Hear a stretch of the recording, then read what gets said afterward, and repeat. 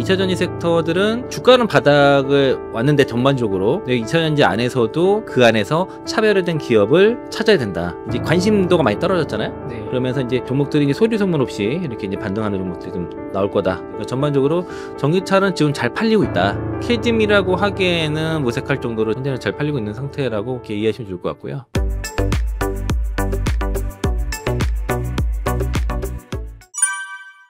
IM증권 서울금융센터 이창환 영업이사님 나오셨습니다. 이사님 안녕하세요. 네, 안녕하십니까. 이사님, 그 미국 FOMC 회의에서 금리 인하가 발표되고 뭐 미국도 그렇고 우리나라도 주식 시황이 좋은 것 같은데 2차전지 좀 궁금해요. 업황이. 오늘 최근 장세는 미국 시장도 그렇고 우리 시장도 그렇고 반도체 주도 장세입니다. 반도체. 네, 반도체 주도. 그러니까 하이닉스, SK 하이닉스, 뭐 삼성전자 이렇게 가는 거고, 특히 이제 대주주 양도세 이슈가 해결되고 나서 기재부에서 정적으로 얘기를 했죠. 55%로 유지하기로 했고 하면서 이제 본격적으로 이제 시장이 자금이 이제 오늘 건 확인 못했는데 고기 예탁금이 74조를 넘어서 75조를 육박을 하고 있고요.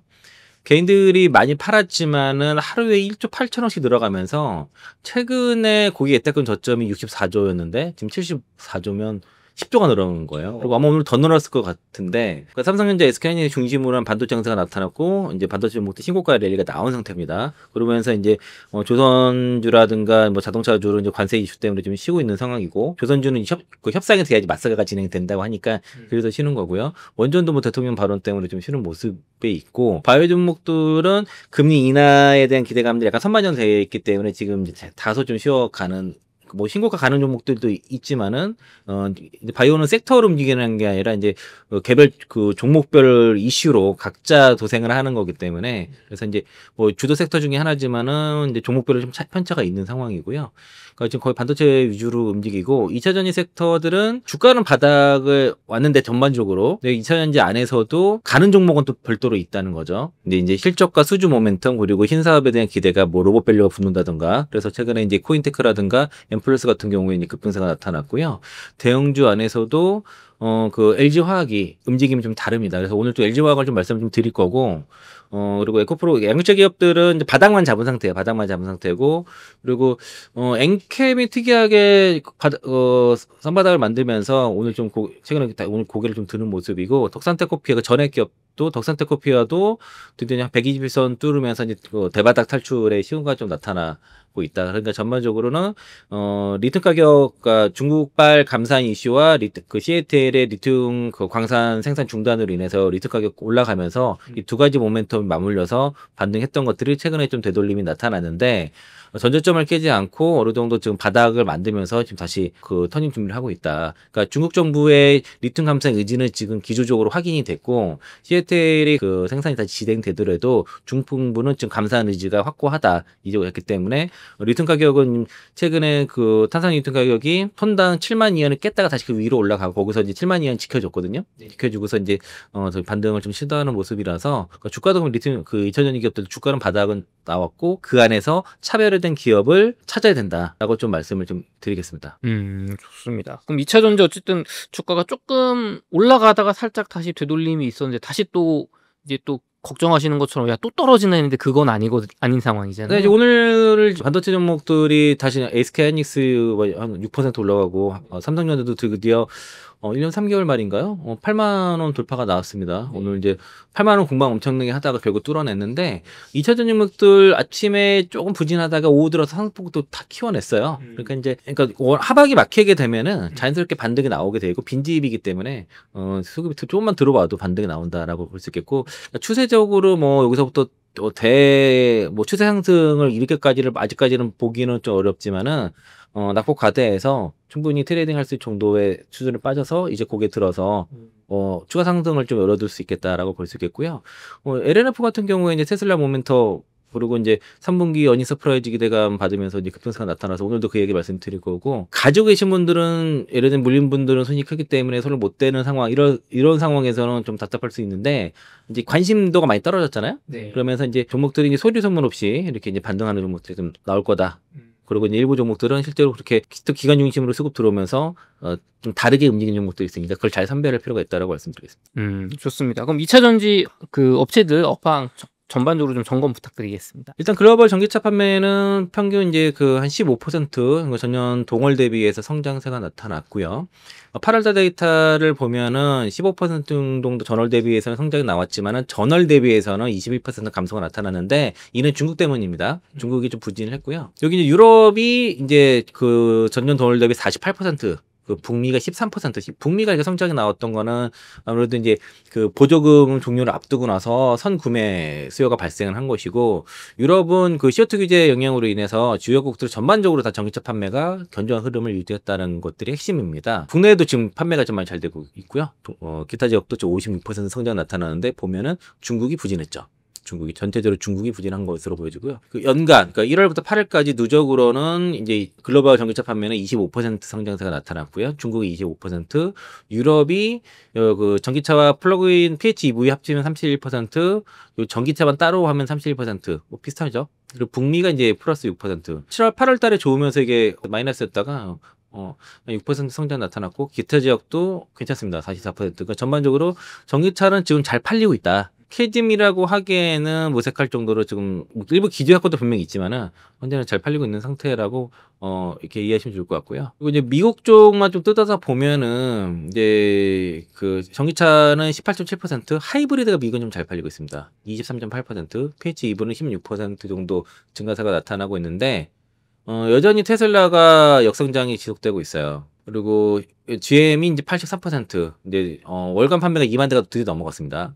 그리고 현대 기아가 합쳐서 16,000대 정도 39%, 폭스바겐도 157% 좀 많이 팔렸죠. 그리고 포드도 10,000대 이상에서 선방을 한 모습이고요. 현대차만 따로 보면 기아보다는 현대차의 전기차가 미국에서는 더 잘 팔립니다. 유럽에서는 기아가 더 잘 팔리지만 현대차 뭐 아이오닉 시리즈가 더 잘 팔리고, 아이오닉 9 같은 경우도 사실 이제 미국에 선호하는 차종이고, 아이오닉 5, 이제 6 같은 경우도 이제 앞으로 나온다고 하면은 반응 괜찮을 것 같고요. 그리고 뭐 리비안, 뭐 스텔란티스, 그러니까 대수가 많지는 않아도 증가율은 굉장히 높다고 볼 수 있겠고요. 반면에 BMW, 벤츠라든가 뭐 토요타, 그리고 이제 중국 기업들, 닛산 잘 못하죠. 이런 기업들은 이제 대수도 많지 않지만 이제 역성장이 나오는 기업들도 일부 있어서 기업마다 편차가 있고, 뭐 타타라든가 빈페스트, 베트남이라든가 뭐 인도 같은 경우는 거의 찾는 사람이 없다고 볼 수 있겠죠. 그래서 이제 그 현대차만 보면은 여기는 사실 근데 그 전기차 판매가 64%로 되어 있는데, 여기 그 SK증권에서는 8월 달에 그 전기차 판매가 뭐 양사 합쳐서 뭐 역대 최고 판매율이고, 현대차는 뭐 72% 급증했다고, 그 전기차만 72% 급등했다고 나와 있거든요. 그래서 이거 왜 차이가 나는지 잘 모르겠는데, 어쨌든 8월 달에 현대차가 미국에서 전기차 판매가 역대급 성장세가 나타났다, 그렇게 이해하시면 될 것 같고요. 기아 같은 경우도 지금 전 차종이 다 고루고루 잘 팔렸는데 EV9이 좀 잘 팔린 것 같습니다. 현대차 같은 경우는 전기차가 아이오닉 5, 이게 좀 잘 팔린 세단형이 좀 잘 팔리는 것 같아요. 나머지는 이제 하이브리드 차량들이 좀 잘 팔렸고, 이게 이제 그 8월 달에 현대차 기아의 해외 판매량이 현대차 0.5% 증가, 기아는 0.5% 역성장임에도 불구하고 전체 이제 그 11%의 그 미국 판매량 증가를 보였다는 거는 합산으로 판매 증가를 보였다는 거는 뭐 고무적이다, 그렇게 좀 평가를 하고 있더라고요.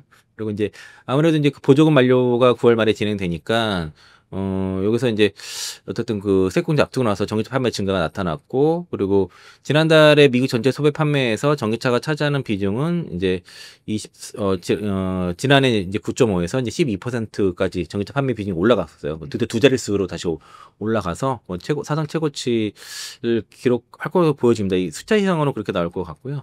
그래서 일단 8월까지는 글로벌 전기차 판매 미국까지 다 괜찮습니다. 근데 앞으로 9월 데이터 좀 봐야 돼. 9월까지 잘 팔리지 않았을까요? 네, 10월 달부터가 문제겠죠. 전기차는 좀 그렇고, 그러면은 이제 우리가 전기차를 한쪽으로 보고 그다음 보는 거는 이제 ESS, 그 BESS 쪽을 본다고 하면은 이 그 BESS 시장이 지금 가파르게 성장하는 거죠. 이제 트럼프 정부가 막 그 신재생 에너지를 막 하더라도 ESS 쪽의 성장은 계속 가파르다 볼 수 있겠고요.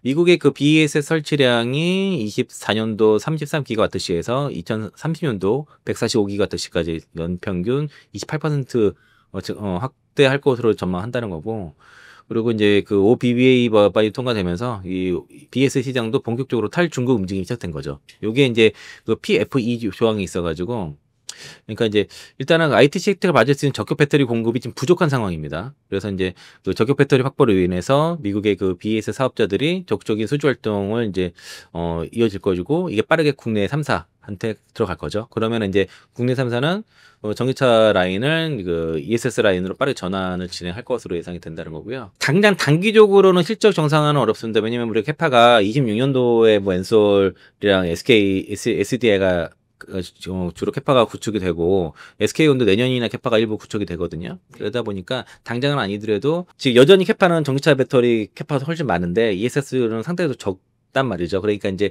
당장 단기적으로는 그렇지 않지만 장기적으로는 이게 그 ESS 시장이 빠르게 전기차 시장 규모를 따라잡으면서 실적이 커질 거고요. 그리고 일단은 그 전기차 시장보다도 이제 그 전기차 시장 전기차가 나오면은 폐배터리 나오지 않습니까? 그게 이제 그 ESS 시장으로 BS 시장으로 넘어올 것으로 보여진다는 거죠. 일단은 그 이 ESS 쪽의 수혜는 아무래도 그 APC를 직접 수취하는 셀 업체가 될 수밖에 없고, 소재보다는 셀이 좀 실적 개선세가 두드러질 것이다. 그리고 전기차 의존도가 낮으면서 그 ESS 비중이 높은 부품 업체들, 그런 기업들을 좀 움직이고 있거든요.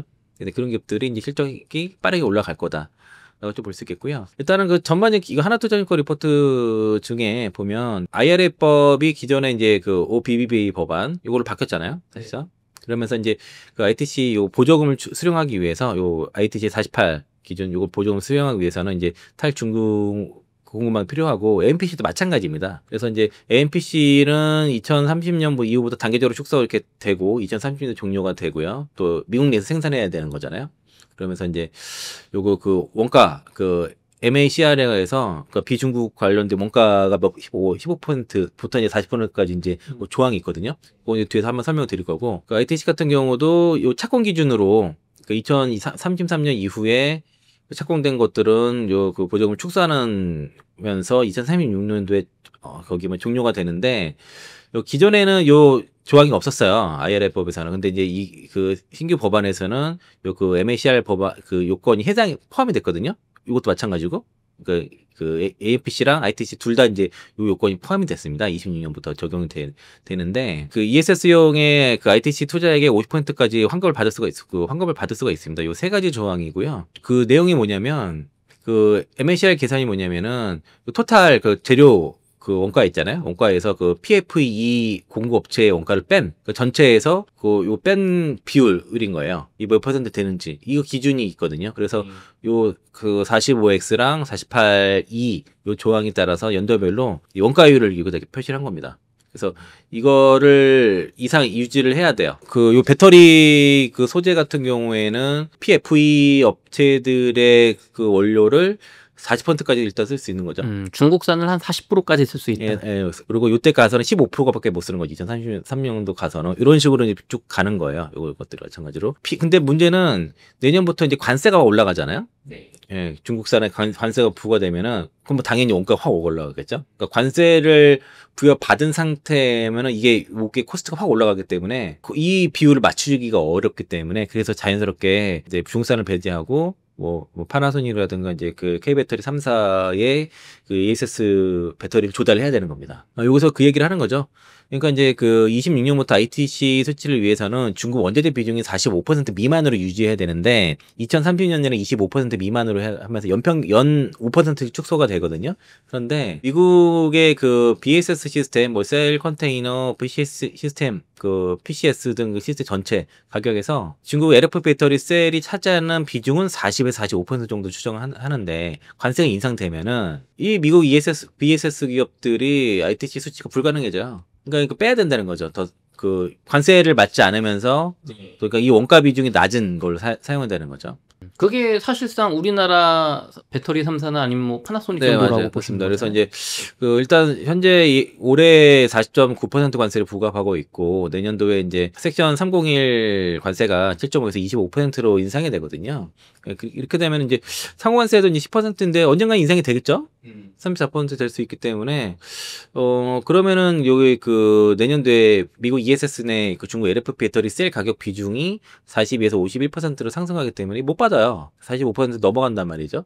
그러니까 이제 그 리스크가 보조금이 적지 않기 때문에 중국 ESS LF 배터리를 K 배터리 걸 써야 되는데 그것도 모자른다는 거죠. 어쩔 수 없이 중국 거를 쓰면서 같이 K 배터리에다 그 조달을 해야 되기 때문에 국내 업체들은 빠르게 지금 그 ESS 라인으로 전환을 빨리 해야 되겠죠. 지금 그 최근에 다시 2차 전지 종목들이 조정을 받았던 이유 중에 하나가 LNF의 그 BW 그거 이슈도 있었죠. 자금 조달 이슈가 이제 기업들 이제 2차전 기업들 자금 조달 이슈도 있었지만 그 조자 사태도 있었던 것 같아요.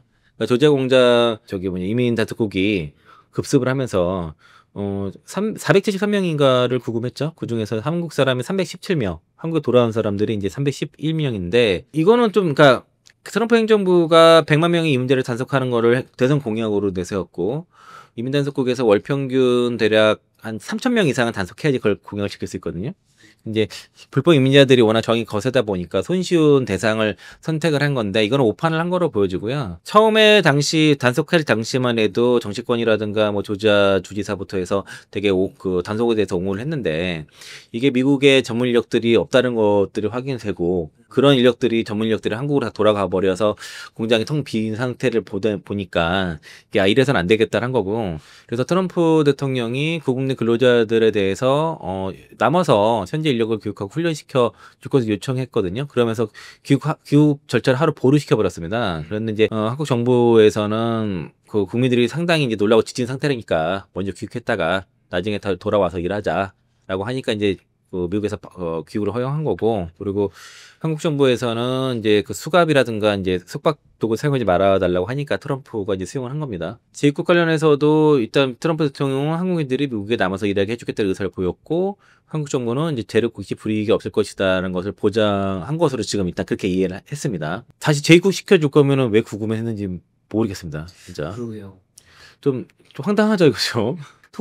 일을 도와주러 간 건데. 근데 이제 그 러트닝 상무장관이 이 비자 문제에 대해서 이렇게 한국인들이 뭐 관광 비자로 와서 일하는 거에 대해서 문제를 삼으면서 이 한국 기업 책임을 약간 떠넘겼어요. 그러면서 이제 이민세관 단속국의 조치로 해외 투자 방해가 되느냐의 질문은 아니다라고 뭐 얘기를 했는데 이게 다른 곳에 다 우려를 하고 있죠 지금. 이 사태를 우리뿐만 아니라 다른 나라 다 지켜보고 다른 기업도 다 지켜본 상태에서 쉽게 이제 이 비자 문제 해결되지 않고선 투자를 할 수 있겠냐라는 새로운 리스크가 생긴 것이고 그래서 뭐 비자 문제 해결해 주겠다는 식으로 말을 하고 있습니다. 일단 무슨 결과적으로 그러면은 두 사람의 발언을 봤을 때는 어떤 식으로 비자 문제 해결해 줄 것 같아요. 그러면 그래서 이제 미국 백악관과 현대차와 LG에너지솔루션 공장 단속 관련해서 백악관과 한국 정부 간에 이제 비자 관련 협상이 있을 것 같고요. 캐롤라인 레빗 그 백악관 대변인이 국토안보부와 상무부가 비자 규정 및 법적 조항 변경을 논의 중이라고 밝혔기 때문에 진행이 될 것 같습니다. 그리고 어쨌든 합법으로 데려오는 것에 장려하겠다고 트럼프 대통령도 얘기를 했고, 그러니까 이 술령 인력, 미국 내에 술령 인력이 없고 그 필요하던 사실을 이번 사태 때문에 트럼프 대통령이 이제서야 안 것 같아요. 인지를 못하다가 그래서 처음에는 옹호를 했잖아요. 그런데 사태를 보니까 그게 아닌 거지.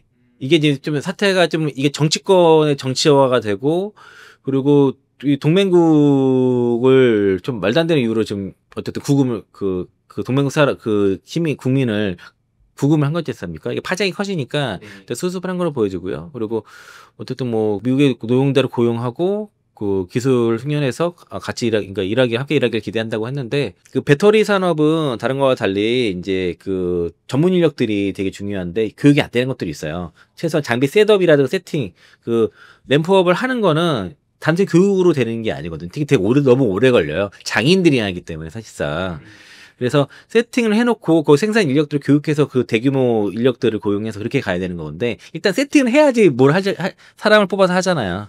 근데 그거 자체가 좀 어렵고 그냥 기존 교육을 해서는 되는 게 아니고 일단 외교협상 입장에서는 이거 한국이 전용 비자 2포 신설에서 제한이 들어간 것으로 보입니다. 아니면 이제 H1B 그 비자 커트 확대라든가 그래서 이제 이런 제안을 할 것으로 당시에는 예정인데 한 것으로 저는 알고 있고요. 비자 문제는 서로 해결이 있는 것이고 그리고 상당히 보수적인 월스트리트저널 같은 경우도 조자주 배터리 공장 사태에 대해서 외국인 투자 위치를 위한 임시 비자 확대의 필요성을 지적했습니다. 그러니까 어떻게 해결이 될 것 같아요.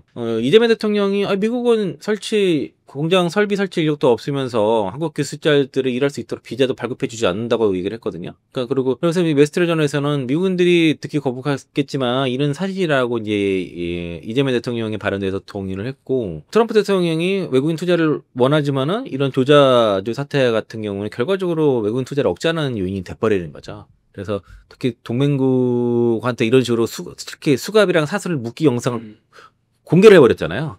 당연히 이걸 부정적으로 인식할 수밖에 없겠죠. 그동안은 이제 어느 정도 봐줬죠. 단속도 미리 좀 언지를 하고 그렇게 했었는데, 그리고 실제 2020년도에 SK 이노베이션이 이제 13명이 그 비자 그 이사 비자로 들어가서 그 문제가 발생한 적이 있어서 SK온이라든가 삼성 SDI라는 요구에 대해서 나름 철저히 관리를 하고 있는데, 이거는 이제 현재 엔지니어링과 그 하청 업체들 간의 좀 문제였던 것 같아요.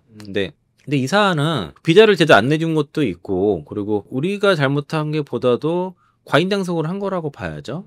그리고 영장에도 표시가 제대로 안 된 그런, 원래는 거기 히스패닉계 4명을 단속을 하는 걸로 돼 있었는데 실제 이렇게 단속 안 했잖아요. 인력들을 다 구금을 해버렸고, 단속 범위가 그러니까 그 무조건적으로 불법이라고 얘기하기가 애매한데 과잉 단속인 거는 맞는 것 같거든요. 그래서 소송이 벌어질 것 같습니다. 이 사안에 대해서는.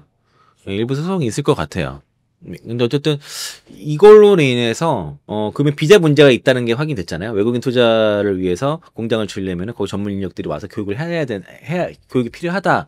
그럼 이게 배터리뿐만 아니라 반도체, 뭐 앞으로 조선업들 뭐 다 그게 포함이 될 거란 말이에요. 그러니까 이제 요게 잘 마무리만 된다면, 마무리 국면이에요. 근데 그 비자 문제가 잘 협상이 된다 그러면은 우리가 이제 그 미국에 진출하는 다른 사람들한테는 오히려 전화위복이 되겠죠. 또 좋게 되겠죠. 당장에 좀 뭐 2, 3개월 지연되는 문제는 있어도. 그렇죠. 뭐 법적 비자 리스크가 아예 없어지는 거니까. 예. 그러니까 오히려 이제 이게 전화위복이 될 가능성이 있다. 여기 미국 진출하는 데 있어서. 라고 볼 수 있겠고요. 최근에 이제 요즘 뉴스 중에 하나가 이 나트륨 배터리 뉴스가 되게 많이 나와요. 맞아요. 이게 지난해 이제 그 CATL이 올해 2세대 나트륨 배터리 뭐 올해 이제 상용화 한다라고 막 했었고, 그게 또 3년인가 4년 전에도 나트륨 배터리 막 나왔었거든요. 근데 정작 뭐 이렇게 전기차 적용되는 사람이 별로 없고요. 중국에서도 현재 나트륨 배터리 같은 경우는 그 ER EV 정도 일부 정도가 적용되고 순수 전기차는 거의 없습니다. CATL이 지난해 4월달 지난해 요맘때 나트륨 배터리 에너지 밀도 목표를 킬로그램당 200와트시였거든요.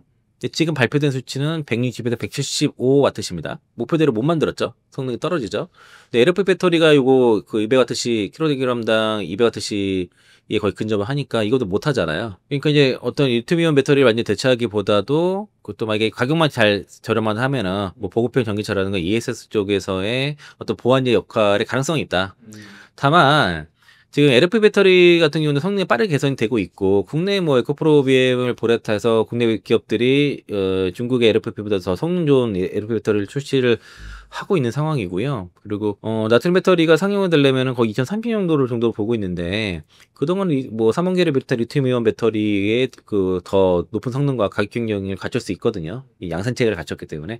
지금 워낙 배터리 가격이 떨어져가지고 나트륨 배터리의 매력이 예전보다 못합니다. 나트륨 이온 배터리는 이 생산적인 문제가 있어요. 그러니까 일단 생산 규모가 작죠, 현재는. 규모 경제가 이루어지지 않기 때문에, 그러니까 원재료는 혹시 저렴할 수 있어도 생산 단가는 리튬 이온 배터리보다 높은 거죠. 그러니까 원재료와 생산 단가는 다르다는 겁니다. 규모의 경제가 이루어지지 않았잖아요. 또 하나는 나트륨 배터리를 CATL이라든가 중국이 주류로 밀 수가 없어요. 왜 그러냐면 그 나트륨 배터리의 주 원료 탄산 나트륨인데 그게 천연 그 원료가 소다외거든요. 천연 소다외. 그거에 천연 소다외를 사용해서 탄산 나트륨을 보통은 생산을 해야 되는데 미국은 그걸 그렇게 생산해요. 전 세계 탄산 나트륨 매장의 90%를 미국이 보유하고 있습니다. 중국은 석탄을 기반으로 해서 합성 공정을 사용해서 그 소다외를 그 탄산 나트륨을 만듭니다. 그러면은 합성 공정이니까 석탄을 이용하니까 환경 오염 문제가 있죠. 생산 비용도 높을 수가 있는 거죠. 싸지 않아요. 나트륨 자꾸 하니까 소금 배터리라고 하니까 우리가 마치 바다에 널린 게 소금이니까 마치 싼 것처럼 인식을 막 심어주려고 하지만 실제로는 그렇지 않다는 거예요. 나트륨 배터리 안 싸요. 핵심 싸지 않다는, 생산 비용이 높다는 겁니다. 그리고 이게 만약에 그 규모경제로 붙었을 때는 우리가 미국에 진출한 기업들이 미국에 생산되는 천연 탄산 나트륨을 가지고 그 천연 소재를 이용한 탄산 나트륨을 가지고서 나트륨 배터리를 만들면 훨씬 더 저렴하게 만들 수 있겠죠. 그리고 기존의 리튬이온 배터리의 공장 생산 라인에서 크게 바꾸지 않고선 사용할 수 있거든요. 그럼 중국 입장에서는 이걸 말씀하신 것처럼 밀 수가 없겠네요. 그쵸. 그래서 이거는 이제 기계 시애틀이 나는 어떤 기술력을 과시 용도라고 좀 보시면 될 것 같고요. 제 생각은 그렇습니다. 그리고 리튬이온 배터리 이미 광물부터 채굴부터 셀 생산 재료까지 다 완벽해 그 루프 시스템이 구축이 됐죠. 이런 생산 생태계가 다 구축됐는데 나트륨 배터리는 이런 인프라가 구축되지 않아서 지금 처음부터 만들어야 된다는 거죠. 그러니까 이제 이런 과제가 있고요. 그리고 충전 속도도 굉장히 느려요. 그러니까 저온의 성능이 있지만은 일단 충전 속도가 느리다는 단점이 있고, 그리고 그래서 이제 아마 UPS라든가 뭐 잠깐 뭐 그 ESS 정도 일부 정도는 그 정도 시장에 국한될 것 같다. 틈새 시장 정도인 것 같고, 저온 성능 같은 경우도 뭐 영하 40도까지도 뭐 충전될 수 있다고 하지만 LG에너솔루션 NCM 그 811 같은 경우 영하 20도까지도 충전됩니다. 그러니까 기존의 리튬 배터리도 충분히 저온 성능이 좋아요. 그리고 SK온의 LF 배터리도 저온에서도 충전이 잘 되도록 또 만들었기 때문에 그 저온 성능이 그 장점이 굳이 되지 못한다는 겁니다. 지금은. 그래서 어떻게 게임 천재에게 가끔씩 나오는데 그렇게 어렵다고 볼 수 있겠고요. 일부 저가형 정도는 뭐 약간 보안지 정도 역할로 LFP 배터리를 약간의 보완하는 정도 수준일 것 같고, 그래서 일단 CATL도 나트륨 배터리를 대형 화물차용 시동 배터리 구도로 일단 먼저 공부한다는 거죠. 충전 그 시동 갈 때 쓰는 그거 쓰고 추후에 전기차와 하이브리드 구동용으로도 확대할 계획이다. 이것도 지금 CATL 정작 만들고 나서 이걸 확대하기가 어려운 거예요. LG에너솔루션은 2030년 이전에 나트륨이온 배터리 상용을 목표로 하고 있고요. 1세대에는 EPS 그리고 이제 B2B 에너지 저장 그 시장용이고 2세대에 이제 전기차까지 확대 예정이다라고 하고 있는 상황이고, 그래서 이제 나트륨이온 배터리는 자꾸 뭐 이게 이슈가 나오는데 뭐 차단 속의 태풍 정도 가능성이 높다라고 보고 게임 체인저는 어렵다라고 이렇게 현실적으로 어렵다고 보고 있습니다. 그래서 나트륨 배터리 막 얘기 나오는 것도 이렇게 무시하셔도 된다고 보고 있어요. 저희 우리나라 좀 시청자분들이 LFP 배터리 초기에 이야기 나왔을 때 이거 뭐 보조 정도다. 크게 기술력 안 된다라고 무시했다가 지금 대세가 되면서 혹시 나트륨 배터리도 그런 거 아닌가 하시는 분들도 계시거든요. 그 LFP 배터리는 이제 그 삼원계를 잘 알지 못했던 이제 중국에서 주류 배터리로 이제 LFP 배터리를 밀었던 것이고, 그리고 거기다 원료 철은 또 다르잖아요. 철은 또 많잖아요. 네. 그 인산철 같은 경우는 또 특히 이제 철 같은 경우는 원료가 많이 가장 풍부하기 때문에 그런 거고, ESS용으로는 적합하지만 전기차로 적합하지 않은 거를 억지로 쓰고 있어요. 그래서 그 LFP 배터리를 장착한 전기차들은 일단 당장 처음에는 그렇게 티가 안 나지 않더라도 어느 정도 뭐 한 3년 정도만 지나도 그 수명이 라이프 사이클가 급격히 줄어들거든요. 그 비아디의 전기차들이 라이프 사이클이 되게 짧아요. 수명이 그 충전을 쓰다 보면은 충전 가능 그 퍼센테이지가 그 SOC가 급격하게 줄어드는 문제가 있고, 그 ESS 환경에서 0.5C 레이트 환경에서는 되게 안정적으로 수명이 길게 쓸 수 있는 반면에 전기차에서 2C, 3C 이렇게 가버리면은 수명이 굉장히 급격하게 줄어듭니다. 그래서 쓰다 보면은 그 문제가 있고, 당장 가격 때문에 LFP를 쓰더라도 결국에는 테슬라도 그 3원계로 LG에너솔루션 3원계 제품으로 돌아왔거든요. 그러니까 지금 CATL 거 걷어내고 지금 이번에 중국에 출시하는 모델 Y 전기차 제품에도 다 엔솔 걸 쓰고 있고, 전반적으로 테슬라는 과도기적으로는 LFP를 썼지만 지금 다 3원계로 다 바꾸고 있는 상태고요. 벤츠 같은 경우도 중 배터리 걷어내고 다 엔솔로 좀 장기 계약하지 않았습니까? 그래서 이제 LFP 배터리는 지금 더 대세가 되는 거는 특히 ESS 시장이 부각이 되면서 급성장을 하면서 배터리 가격도 워낙에 떨어졌고, 또 AI라 데이터 센터 신재생 에너지 산업이 성장하면서 에너지 저장 장치가 급격히 필요하다 보니 이제 그 시장이 급격하게 올라간 거죠. 그러니까 불과 2년 전만 해도 ESS 시장이 전기 시장 대비해서 뭐 15분의 1, 아니 뭐 10분의 1 정도 수준밖에 안 됐던 것들이 거의 4분의 1까지 올라왔거든요.